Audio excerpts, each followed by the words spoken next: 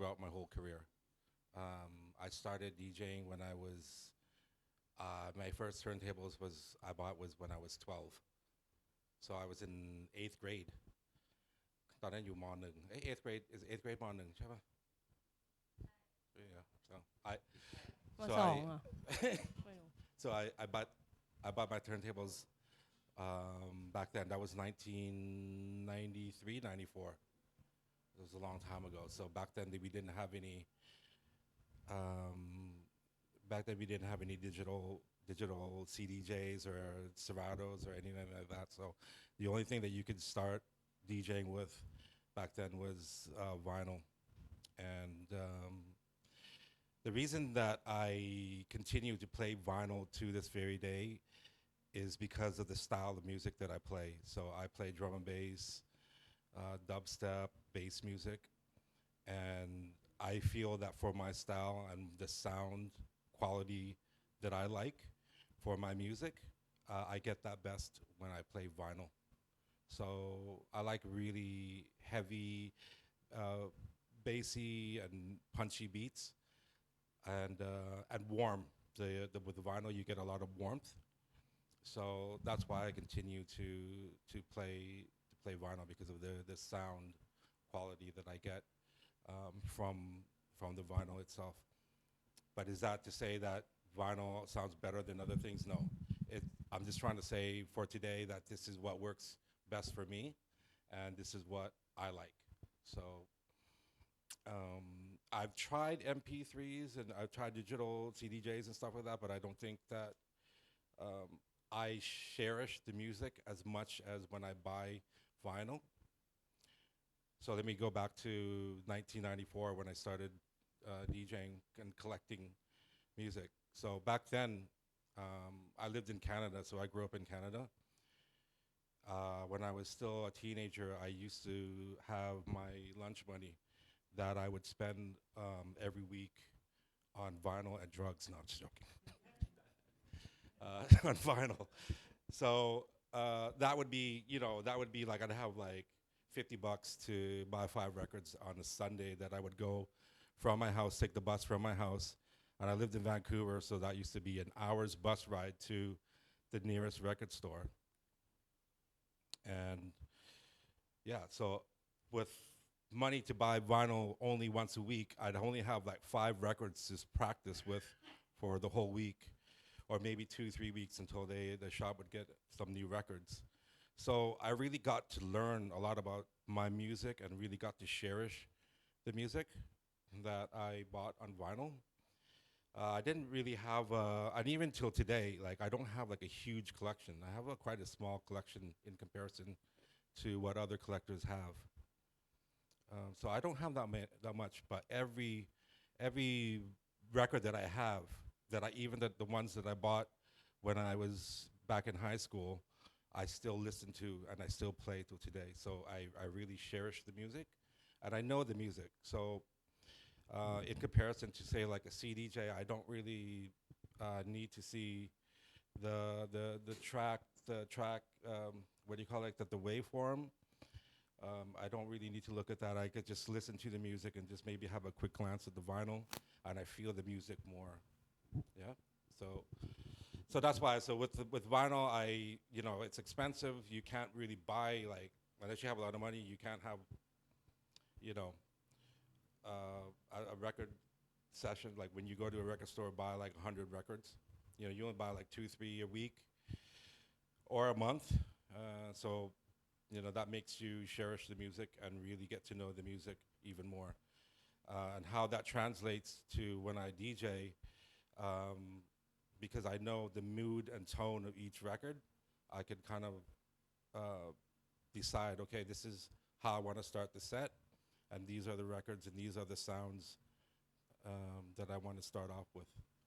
And it's the same thing with the end of the set. So let's say if we want to go really, really hard at the end of the set, these are the records that I know will work at the end of the night. So that's why I still play vinyl. So it's one, it's the cherishing of the music, the really appreciation of the music, and two is just the fact that I could feel. I don't really have to worry about a screen.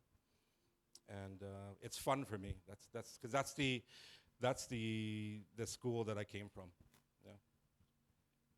ค่ะก็ yeah because I actually heard about what you have done like in the past decades maybe like during maybe early 2000 that you had like the home based Yep. community. Can Yep. you share Okay. us a story Okay. back then? Yeah, it's a funny story, because I started DJing as just as a hobby in the '90s, and then one day I was like, you know what, I really love this, and this is what I want to do as my career. And I came back. I graduated high school. I did a few courses like radio broadcasting and sound engineering. And then I came back to Thailand, and I was supposed to go back to school. And then I never did that because like back then it was so exciting. And then it was so fresh. There was nothing, right? Like you have all these festivals and all these clubs and different things now. Back then it was like there's nothing. Yeah, there was one club that I knew that we all started raving at. It was in Siloam Soy 4. It was called Deeper. So that was like the the the legendary club that all got us started into wanting to become DJs. And there was Mikey Mike that was there, who was like a god at that time. So I think 1998, 99, I came back to Thailand and I met one, and one was the only guy that liked drum and bass. Because back then, like now, it's like you go to any club, there's so much drum and bass. You can play the, people love it. Back then, people just ask you, get the fuck out of the DJ booth. It's like I used to. What was the first time? Oh, the first time I asked them if I could play drum and bass, and I played like 20 minutes, and then they asked me like, please stop. They said it was nightmare music. So what they play like what That back then it was progressive house. It was a style of house called handbag. I don't like know. Gucci house? Yeah, kind of like. Yeah, but it was fun for for those days, right? But it was like, yeah, a lot of house music. Like what would be a good, like maybe like say our tune back in the day was what Plastic Dreams. Which one was that? But anyways, yeah. So it was a lot of house. It was a lot of break beats. Nothing in comparison to what we have today, right? So I think today we have a lot of people who are daring to really play a lot of like aggressive music or like a lot of just experimental music, and there's so much diversity in the scene right now. Whereas back then, you didn't have that much diversity, and especially if you played drum and bass, people didn't want you on the decks. So anyways, I met one back in 99, 98, 99, and then we said, hey, you know what? We could do something. So we just started to DJ our own nights, to put on drum and bass nights.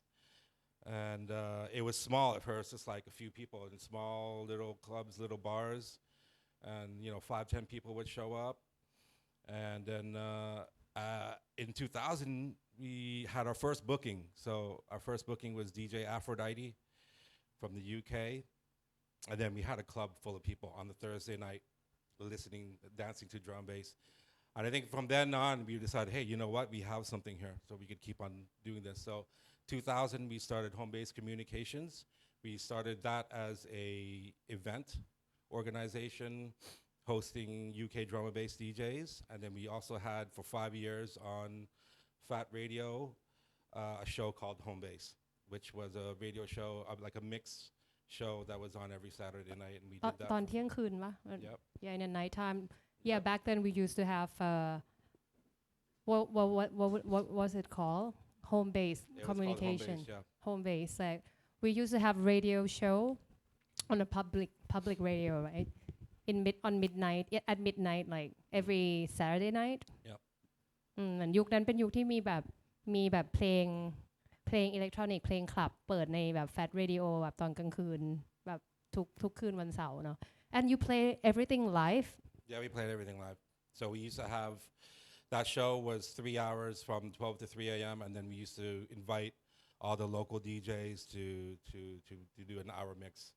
Yeah, just to go back to that time, like, where did you guys like dig into vinyl?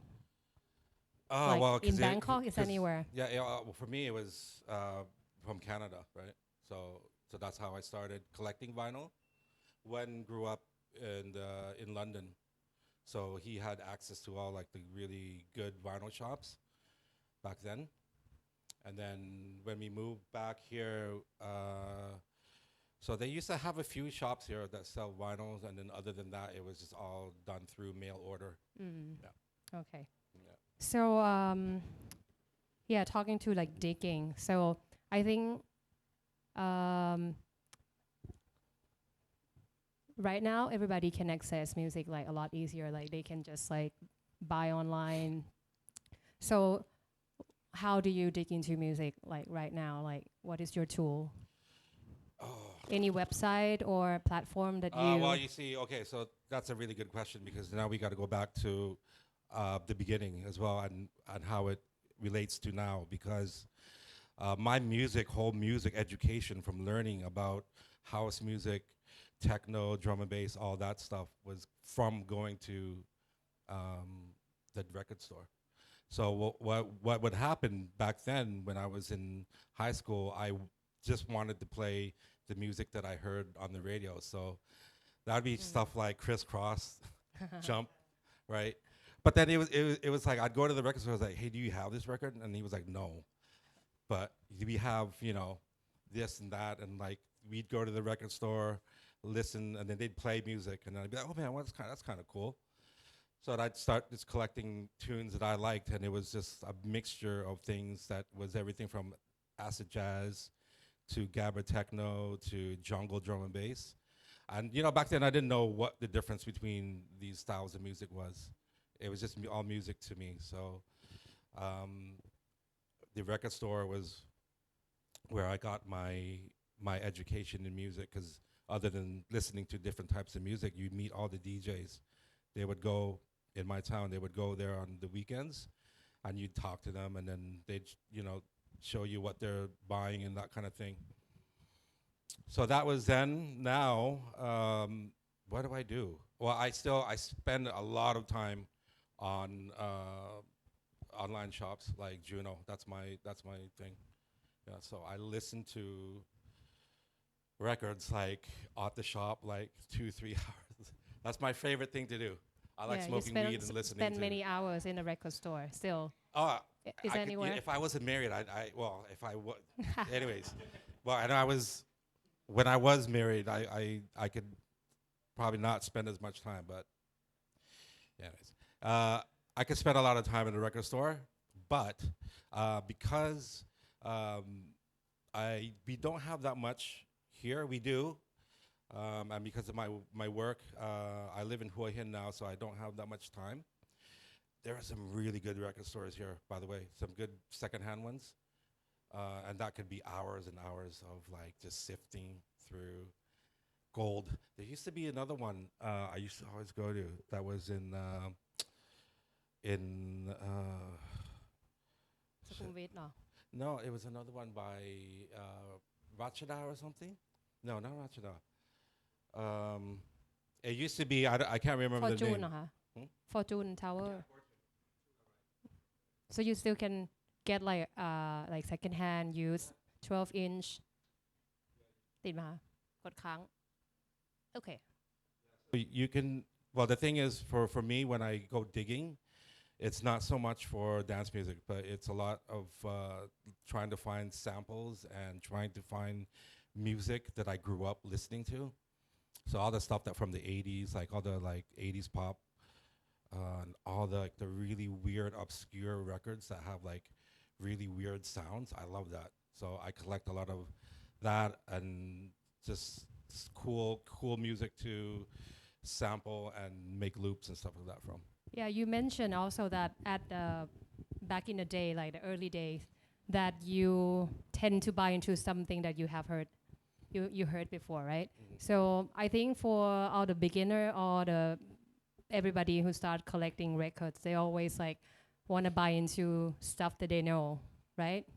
So when they would like to buy to explore something new, what is your trick? Like because every time you spend many hours in the store, you need to pick, you know, like maybe 10 out of like 3,000 records Yeah. in the record shop. So what is Well, your trick like? you just gotta have the patience to go and look.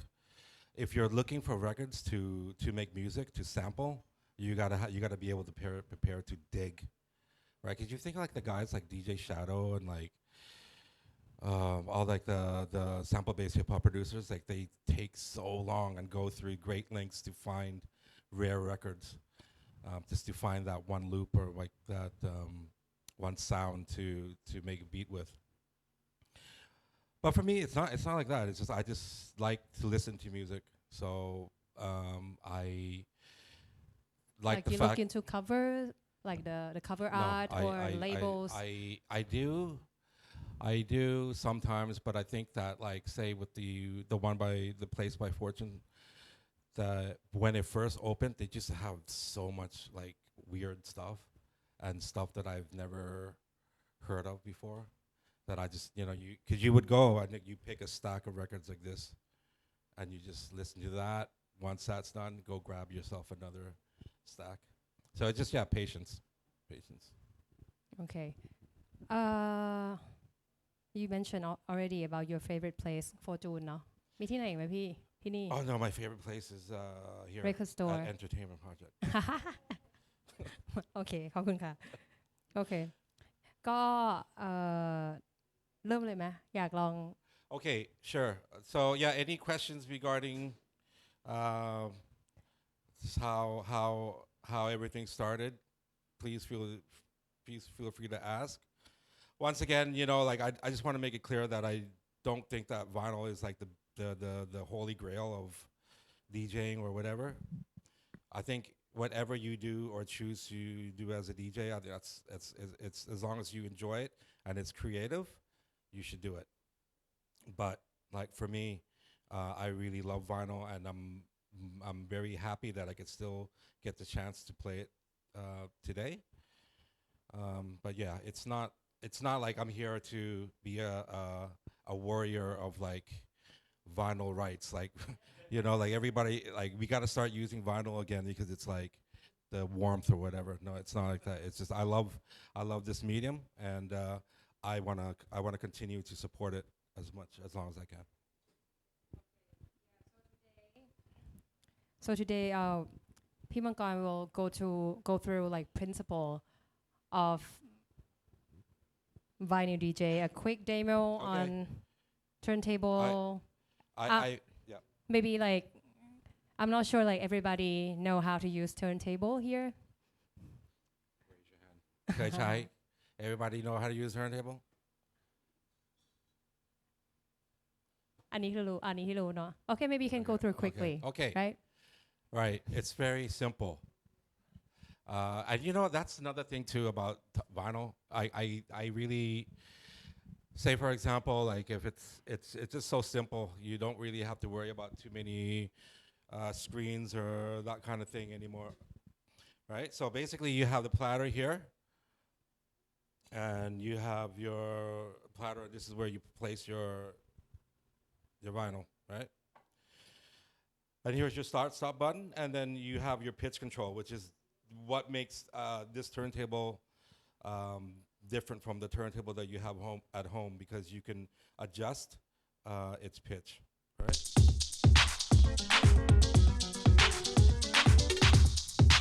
ปรับความเร็วได้ Right. So that's why we use DJ specific turntables like the Tech 12s or the Pioneers that work really well. So this is that's pretty much it. The build quality as well of the turntable, it's insulated so that when you play loud music, there won't be that much reverb. If you play your turntable that you have at home and you tap it like this, you're gonna get a really big ringing sound. Yeah. So you can still hear a bit, but it's not as loud as you would if it was a normal turntable. Um, yeah, that's about it. That is about it. It's just that simple. Okay. And what else? Where was I Okay. forgot. Yeah, maybe you can show us like just maybe when you started like DJ, like Hmm. what would be your first step? Like, Okay. First step is to find the beginning of the track, right? So we all know that when we play the vinyl, we just on this turntable you'll press the start button, and then if you want to have a look, you can come closer, ยืนได้ please. นะได้ yeah. Right? So I'm sure we all know this, but it's not any big secret. You just put the needle on the, it's called the lead in, so you won't hear any sound. You put it there, and then you just wait till you till the sound comes, and it's right there, right? So once the sound comes, we need to rewind the vinyl back to find the start point of the song. So we'll just grab the vinyl here.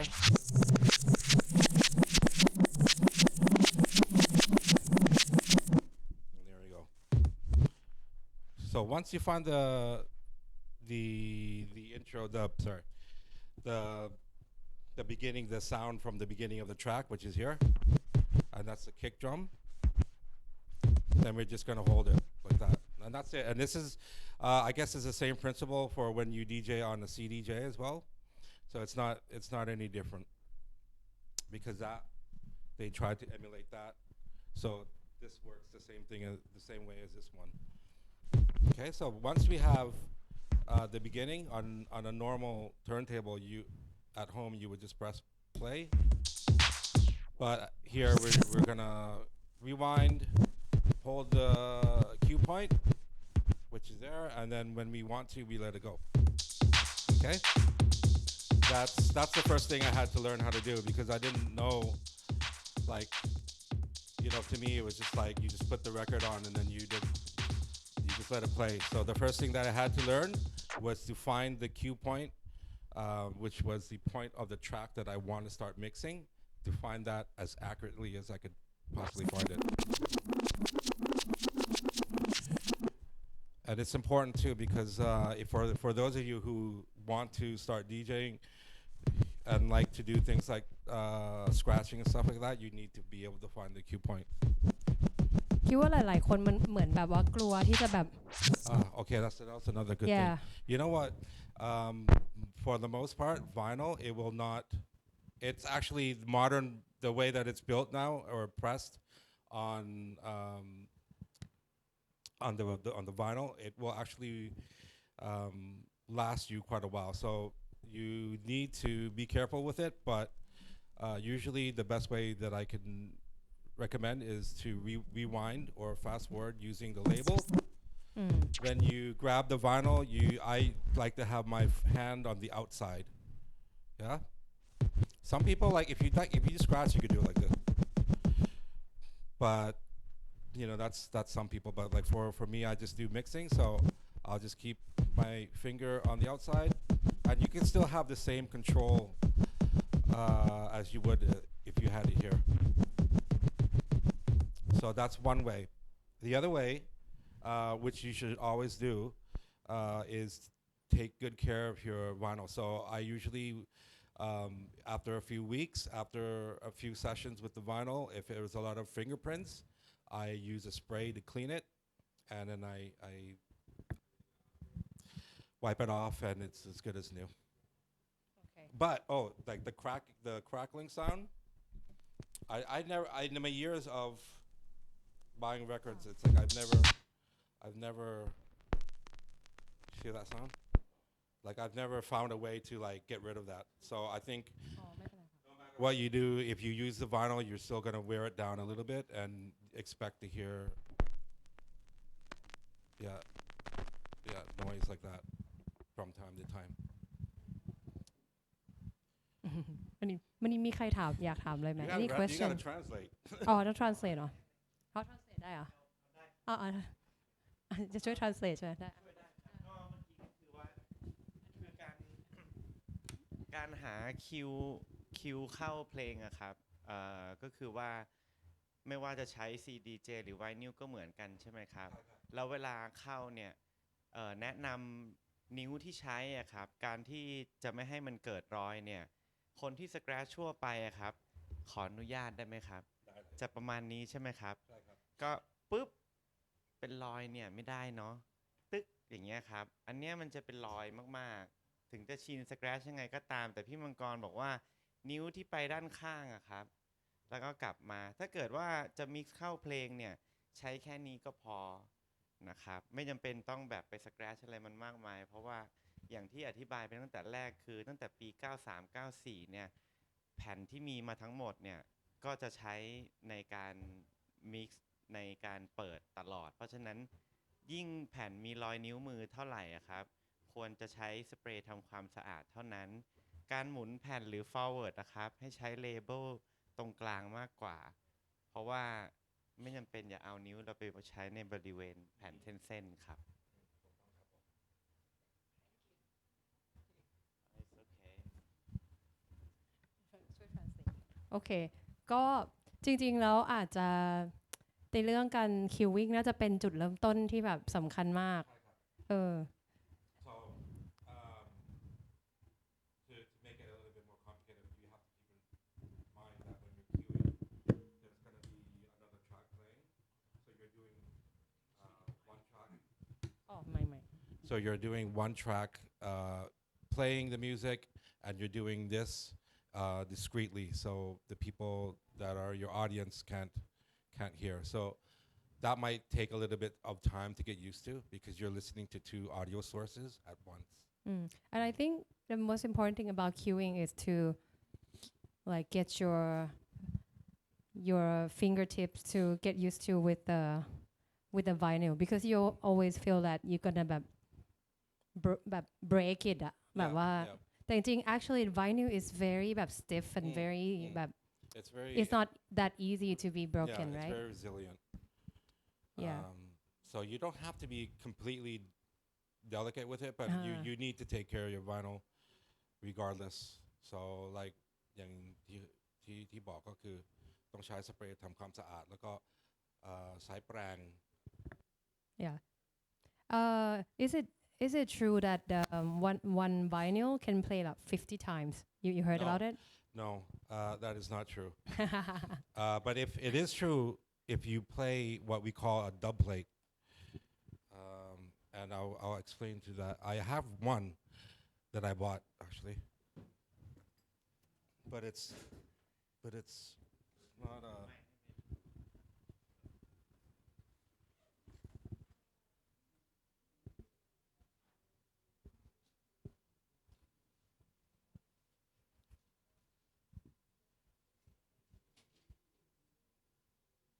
จริงๆถ้ามีใครมีคำถามกับเรื่อง queuing ก็ได้นะ เพราะว่าคิดว่าหลายๆคนถ้าเริ่มจับแล้วก็น่าจะเคยแบบอะไรเริ่ม queuing แล้วแต่ว่าแบบอ๋อติดติ๊กเกอร์โอเค This is what we call a dub plate, a dub plate. Okay, so what is dub plate a dub by the plate. way Going back to your question, you said, can you only play vinyl 50 times? No, because you can play it for as much as you want as long as you take good care of it. But a dub plate is a little bit different. So this is not exactly a 100% authentic dub plate, but same principle. So before that they manufacture the vinyl, the studio will, when the artist finishes the tracks, they're going to mix it down, and the mastering engineer will make one version of this track so that they could test on a sound system or wherever, and that is what is called the dub plate. But the thing that they use to make the vinyl is not a mapima, right? So this is, they have a press, and then they can stamp as many copies as they want. But with the dub plate, there's a machine that presses the vinyl, and that vinyl is pressed on a type of plastic called acetate. So acetate, if you get a press for a dub plate, you could only play that about 50 times before it starts to lose its sound quality. So that's what they used to do back in the day, and they still do that now. I still do that today, but I don't use acetate. I use actual vinyl. So this dub plate there's only one, and I only made it for myself. And I every time that an artist gives me a song that is not released, I will press it to vinyl, and it's like a dub plate. We have in Bangkok one dub plate mastering studio, and P.U. does that. Yeah. So you dub plate created from digital file. Yes. Yeah. So the artist gives me the song, and then he presses only that one copy on vinyl. So this one cost about 2,000 baht, where that one is about 500. But I'm the only person that has this copy of the song. And the sound quality is pretty good too. But this one you could play it for as many times as you want. People up. Greetings, this is the big Rastaman Maccabee. Now enough respect goes out to DJ So Dragon and Dubway Session. Big respect to all the people of Bangkok, Thailand. Yeah man, not the big Rastaman. Hey, them can't stop the sound. Big sound up there. So yeah, Big this one I tunes made come. a few years ago, but he came to Bangkok Maccabee and recorded this version, and then I have the file, and I press it to dub plate. Okay. So yeah, this dub plate in particular is made from vinyl. You can play it as many times as you want. The acetate dub plates are, they don't have that long of a shelf life. So yeah, dub plate is actually dub plate เป็นเหมือนอีก process ของการสร้างไวนิลนี่รูปแบบหนึ่งปกติมันจะ ก็ press ใช่ไหม they use it to test อันนี้เหมือนขูดออกมาใช่ป่ะคะเป็นเหมือนขูดเหมือนไม่รู้มันเรียกว่าอะไรอ่ะเหมือนแบบตอนที่เขาสร้างก๊อปปี้นี้ขึ้นมามันจะเกิดจากเข็มอ่ะ ใช่ โอเค it's like a lathe that ค่ะ cuts the grooves into ก็ the คือ vinyl ไวนิลถ้าเป็นเพรสก็คือเหมือนแบบเราออกมาเป็นแบบ100 แผ่น300 แผ่นมันก็จะมีเป็นเพลทเป็นโลหะเนาะที่เพรสก็คือด้วยความร้อนออกมาเป็นแผ่นเสียงที่ทั่วไปที่เราเห็นในท้องตลาดเลยค่ะแต่ว่าอันนี้เป็นแผ่นที่เหมือนปล่อยสัญญาณเสียงออกมาแล้วก็ขูดออกมาแล้วก็เลยมีแผ่นเดียวก็คือมันทำมาจากแมททีเรียลคนละอันด้วยเนาะเมื่อกี้เป็นอะซิเตตอันนี้จะเป็นไวนิล this is vinyl so โอเคค่ะก็มีแตกต่างนิดนึง actually the sound is actually similar or better or it's all down to the mastering โอเคโอเคมีใครอยากถามเรื่อง queuing ไหมหรือว่าเมื่อกี้ฟังแล้วแบบไม่เข้าใจตามไม่ทันอะไรอย่างเงี้ยเผื่อจะมี good question okay นี่มาไม่เนาะโอเค we have time I came late so you guys got to stay longer no. Okay so maybe you can show us like first was queuing right so next one maybe the tempo fader okay right good idea so we're gonna start with queuing and then the second thing that I would recommend that everybody learn if you're just starting DJing and you like you like house music and that kind of thing I think it's important before we start mixing is to learn the what do you call it you have to learn the different parts of a track right so let's say for example we have an intro and we have an outro right so it's important when I practice at home I have to learn where is the outro how many bars is the I have to learn where is the intro so the intro is the beginning of a track it's right here right and why do I need to do that because I want to see how many bars it takes before we go into the next sound which is this so here's the intro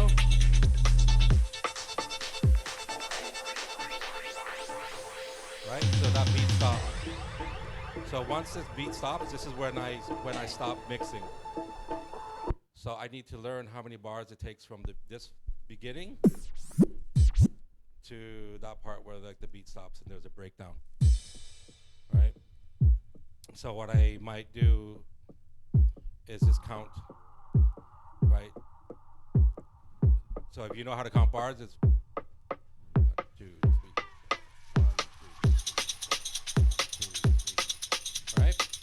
So let's say, for example, this intro might be a 32 bar intro or longer. That's the first thing that I need to know. All right. Let's find the outro, or is there one? So the outro is the point of the track where I want to start my mix. So this is gonna end, and then I have to find the point where I start that track. So right here.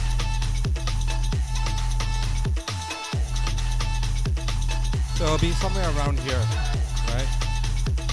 And once again, I need to find how many bars the outro is. So that's the first thing that I'll do, is find the intro and the outro. From that, I will listen to different parts of the song. So for example, this outro, or this intro, sorry, I'm so confusing today. This intro, it starts with a kick, and then it goes into like the kick, snare, and then there's a bass. Right?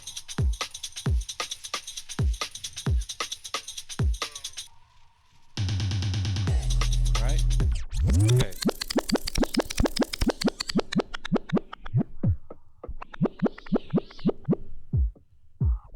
So let's try to count how many bars. Might be a little bit hard though, because you got 1, 2, 3. นับออกใหม่เลยได้ป่ะพี่เพิ่งนับให้น้องแล้วแบบนับออกใหม่ไปด้วย Yep. หมายถึงว่านับยังไงอะไรเงี้ย Oh, คิดว่าหลายคนอาจจะ Okay. มีทั้งนับไม่ได้ So และ if นับ you're ได้ gonna count bars, and I have to tell you, because if you guys are musicians, because of time signature in different musics, they have so many different kinds of time signature. But with dance music, you're always gonna count 1, 2, 3, 4. So it's 2, 3, 4. 1, 2, 3,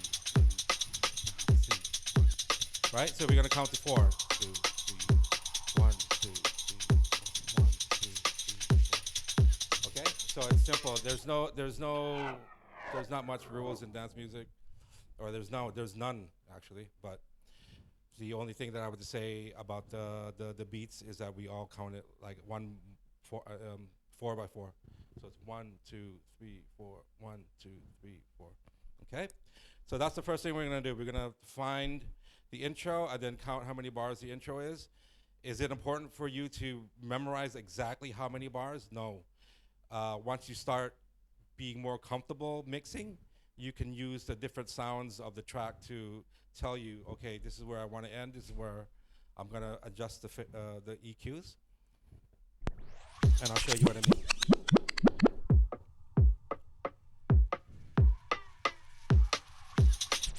Okay, so let's listen to this and let's see what happens in the next couple of bars. Okay.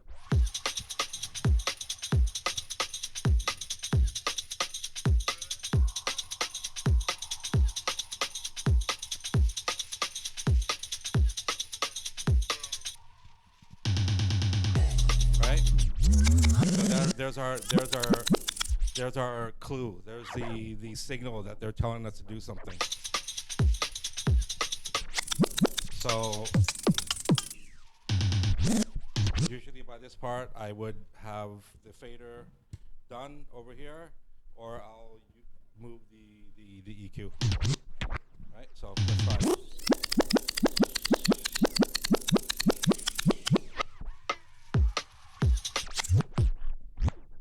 You want me to show you? I'll show you with this one.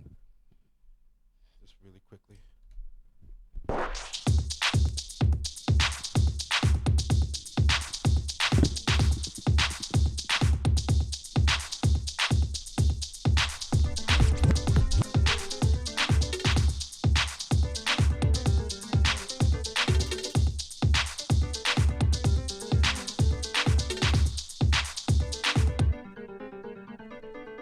This chick said from down the road, I couldn't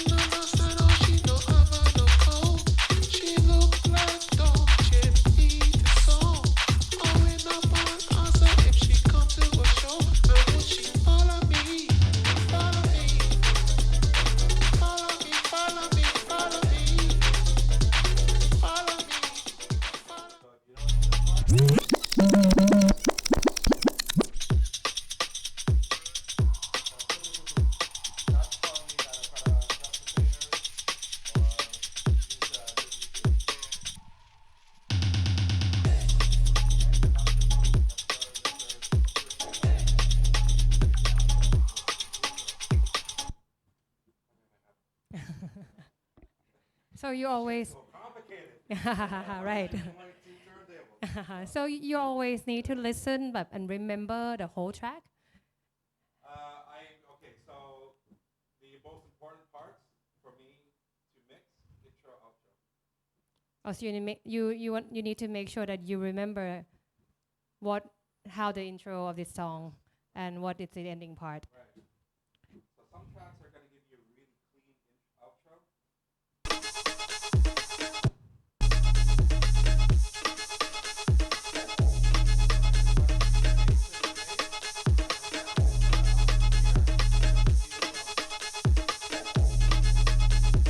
Cái măng con, mày mày.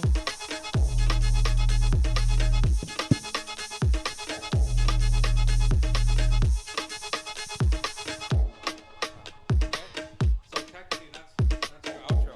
You can mix. ใส่ไมค์พูดใส่ไมค์ Oh, sorry. So this is your outro, and technically this is where you would start your mix.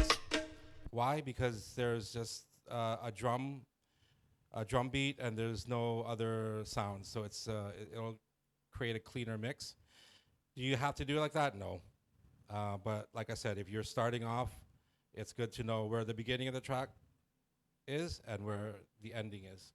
That's it. Yeah, I'm not sure, but most of the time that I play vinyl, like especially for like electronic music, they always like keep the intro and the outro quite long, so you have time to make decision how to phrasing and mixing.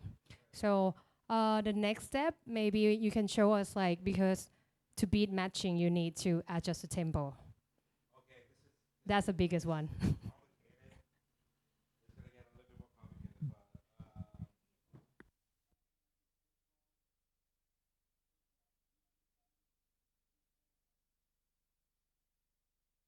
but just finding the cue point, you've got one thing you can do already. Okay, so look, cue point.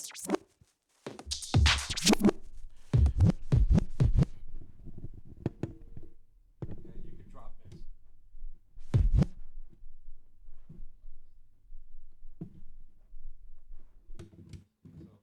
So there you have your cue point. 1, 2, 3, go. That's already the thing. If you know cue point, here's the other thing.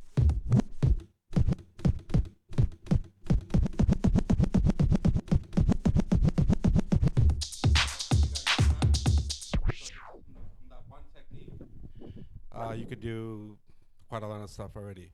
Now, when we start mixing with the pitch control, then it starts to get a little bit more complicated because you have to understand the BPM. And that's what you should do, or that's what I do when I buy new records. So I buy records and then I listen to them.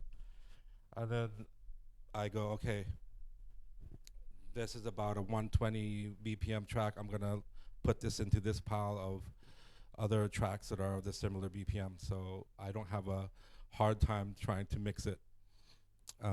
But sometimes when you buy music, you're gonna find stuff that's like 100, 110 BPM, and it's not always gonna be the same BPM. So you have to really try to figure it out, which tracks are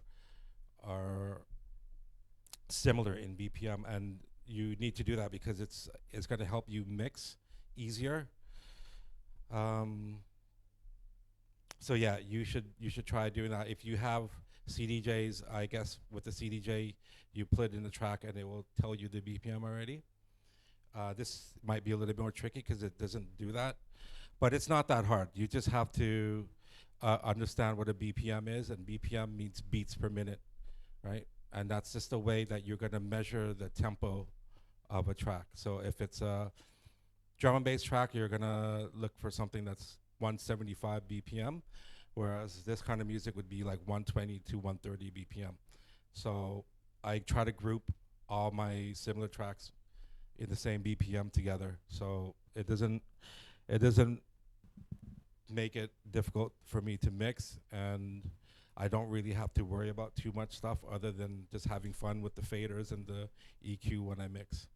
Okay, so that's always a good thing to do when you prepare your set before you go and DJ. And so like back then, it's always like they always label the BPM more. Yeah. Back So then. that was the first thing I learned how to do. I So- don't really see that much anymore right now. Like I don't see like new vinyl. They don't mention about BPM, right? So Well, You- it was the first thing. So I had one maybe friend. at a record store, like tap your phone, make sure it's So I maybe you can show us, like you can demonstrate how you manage the pitching, Okay. the tempo fader. That's Good your question. trick, maybe. How do I do it? I We don't know. can show like how you adjust the Okay. tempo between two Yeah. decks. It's because I've done it so many times that it becomes second nature. So basically, let's say if you have one track that say this is 120 BPM, and this is 115 BPM. This is 115 and 120. This has a higher tempo. So with that, we're just gonna try to match this tempo with that one. So what I would do is increase the tempo of this turntable, and I'll do that by using this thing. So once again, it sounds like this. Right? You can make it go faster or go slower. Once I do that, then I have to make sure that the drums on this track are playing in sync with the drums in that track. So kick, snare, 1, 2, 3, 4. I have to make sure that it's playing in sync. So you do that with the pitch. It's so hard. I don't know how to explain it in words, but once you practice, it'll become clearer. So any of you have turntables and stuff at home, I would recommend that you try and just practice with it. I don't know how to do it. Like I can't explain it in words. Like I know how to do it, but like how would I? It's just basically that's it. That's the principle. You're just moving this. If this is a slower tempo or a faster tempo, you're just adjusting the tempo by using the pitch. Yeah, I control. saw some DJ that they adjust the pitching by using just this, and some DJ they might tap the vinyl like like that. Oh, and okay, right. And yeah, You it's mean- how different between both Okay, so let's say process or let's say for example, if you already have your beat match ready, and your pitch is sorted, right? And so you're talking about nudging like that. Ça va? you can just show us like mixing between two decks and try to beat match the two decks.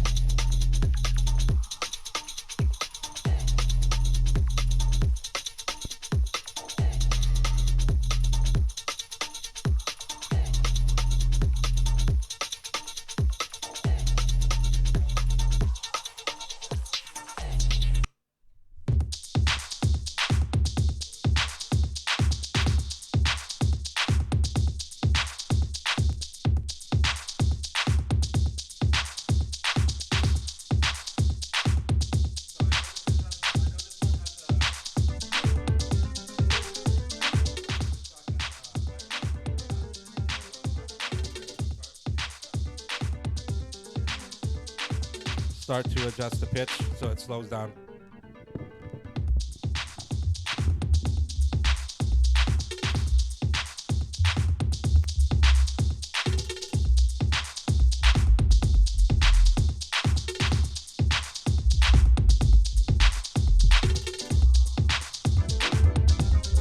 You played two decks already, right?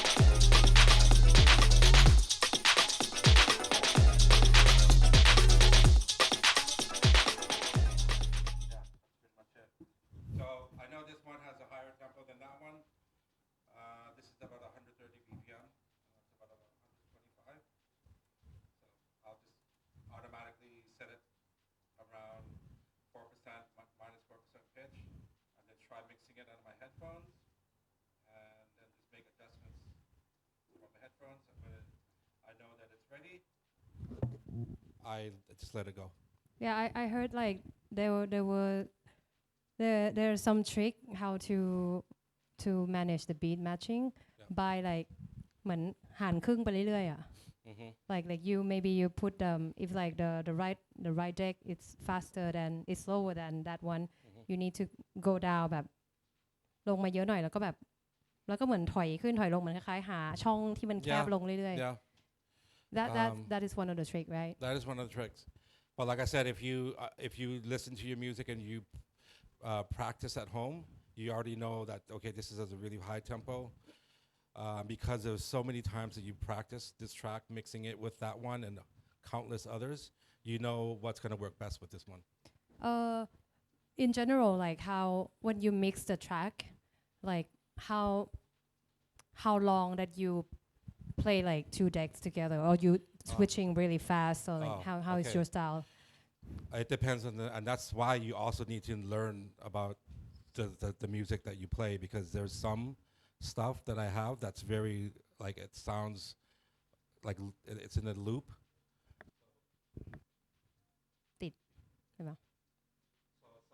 Some of the tracks that are more like monotonous, that are kind of like loopy, I prefer to keep them very short. Whereas where there's some pieces of music that are like so good from the beginning to the end, I will play it right from the beginning to the end. And I don't want to like mess around with it too much. Yeah, so it depends on the track. okay And some tracks are really good to mix into other tracks, to layer into other tracks. So you Okay. might want to mix into it and keep it in there longer.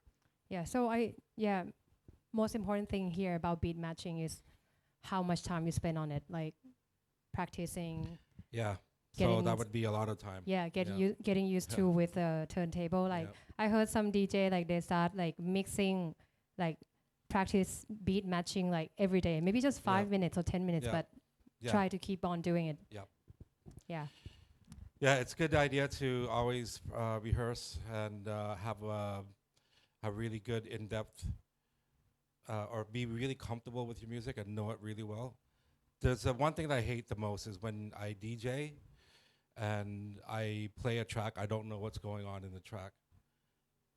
And that's not fun because I really worry about what I'm going to play next. I don't know the BPM, so it could be like a really slow track and then, you know, when you DJ, it shouldn't sound rushed. Shouldn't like you just like putting stuff in. It should, at least for electronic music, I like it really like to build. yeah So it's important to really spend a lot of time with the music. And that's why going back to our first question is like that's why I love vinyl because it's like I don't have a lot of it, but the stuff that I have, I really cherish it. And yeah I think so because personally I feel like vinyl DJ you need to spend more time like knowing everything about it because sometimes in digital you just buy tracks every day like yeah, a bunch of yeah. and you know nothing about it like you don't really actually remember the name of the track or the producer but you just remember the song Yeah.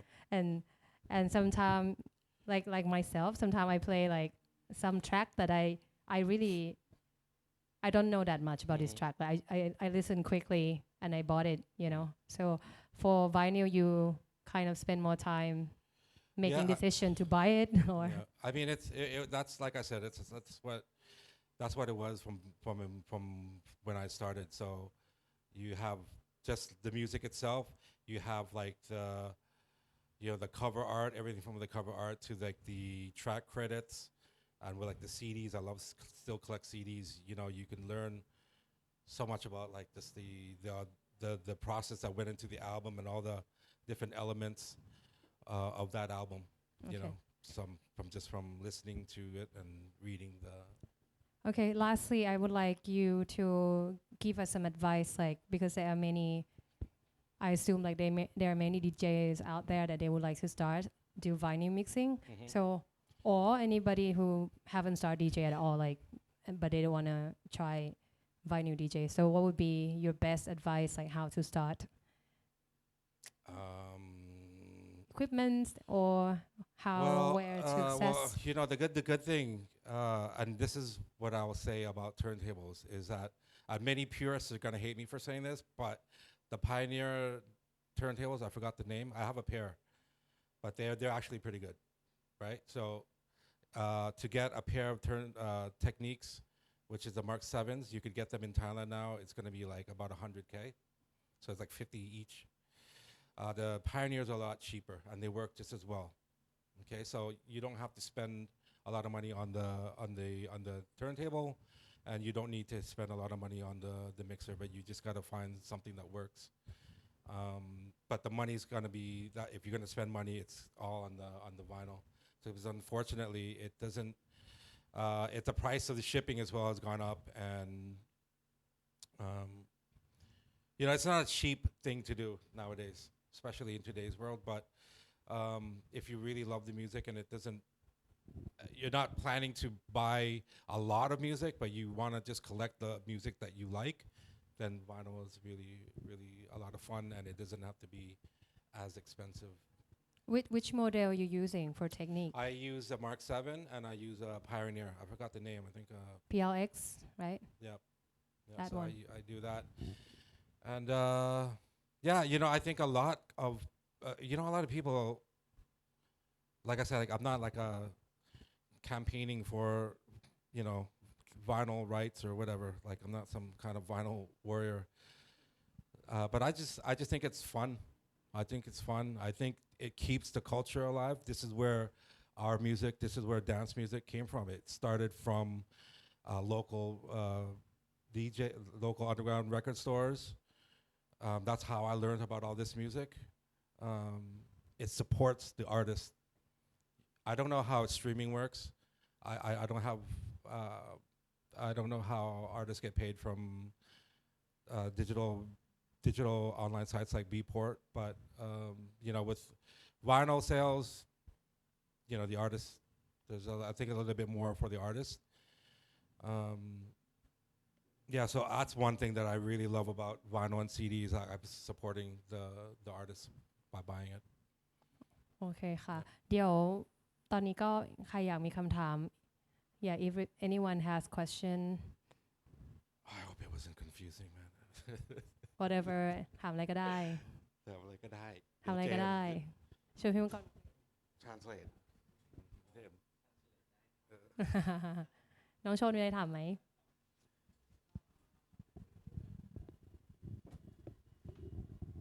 เวลาพี่มังกรซื้อแผ่นเสียงที่ต่างประเทศอะครับ ใช่ พี่ใช้เว็บไหนบ้างหรือว่าร้าน There's มี juno.co.uk แล้วก็มี Phonica 2 ที่แล้วก็ the other one is Bandcamp ส่วนมากเป็นมือหนึ่งหรือมือสองอะครับที่ ถ้าสั่งออนไลน์เป็นมือหนึ่งถ้าซื้อที่กรุงเทพส่วนมากไปซื้อเป็นมือสอง Yep.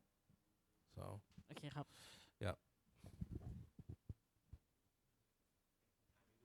ขอโทษที่มาสายครับวันนี้ my sincere Any question? apologies.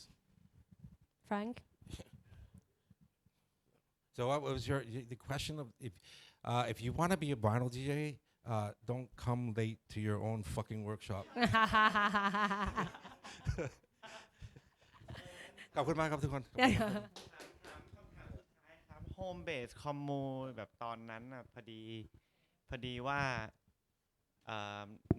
ในยุคที่ปริมาณคนที่ตามนะครับแล้วก็ซื้อตั๋วเนี่ยมันยังน้อยมากครับแบบอยู่มันได้ไงครับพี่หมายความว่าแบบ that's a good question. มีความต้องแบบเปิดเองชวนเพื่อนมาฟันงานตัวเองแล้วก็ยังให้มันมีชีวิตจนกระทั่งแบบจำได้ว่าแบบพี่มังกรกับพี่เติ้ลนะเนาะยังทำงานพี่มังกรเปิดเพลงพี่เติ้ลวาดภาพแล้วก็แบบโอสกูมากครับแต่ว่ายังถึงทุกวันนี้แล้วแป่งก็มาถามอะไรอย่างเงี้ยครับแบบเป็นดีเจแล้วมันแบบจ่ายค่าเช่ามีชีวิตได้จริงๆได้ใช่ไหมครับถ้าจัดงานเนี่ย เพราะว่าผมตอนนั้นทำงานอาชีพเป็นดีเจตอนคืนแต่ว่าตอนกลางวันผมก็สอนที่โรงเรียนชื่อ SAE ก็สอนเป็นครูสอนดีเจแล้วผมก็มีงาน เป็น radio DJ.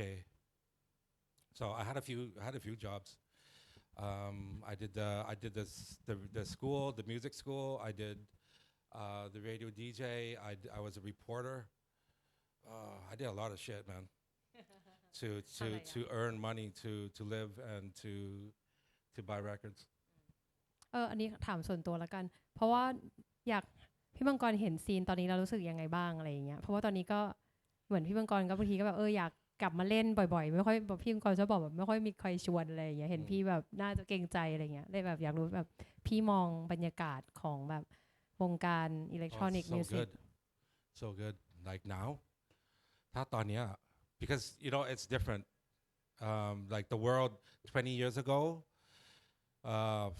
I remember that one time dude so we had this thing we had a few events we had the Red Bull Dance Music Festival no Red Bull Music Industry or some festival that we did on at the train station. It used to be a train station like the old one in Jaduchak, so we did that one. And then we had another one in Pattaya. It was called Pattaya DJ Day. And now if you go to an event, it's like, okay, you go and like, boom. It's like it's pumping, right? So that one is like you had to be there at a certain time and you had to klop tongchat. So they had to play like the beginning of the event was, yeah. So like, you know how you go into the movie theater? Yeah, and they have the national anthem. So that's how we used to, for the bigger events, that's how we had to do it back in those days. So it was very conservative.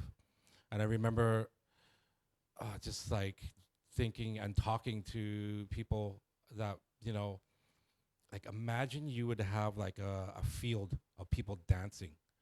Because you have to understand that Thailand was a very conservative country.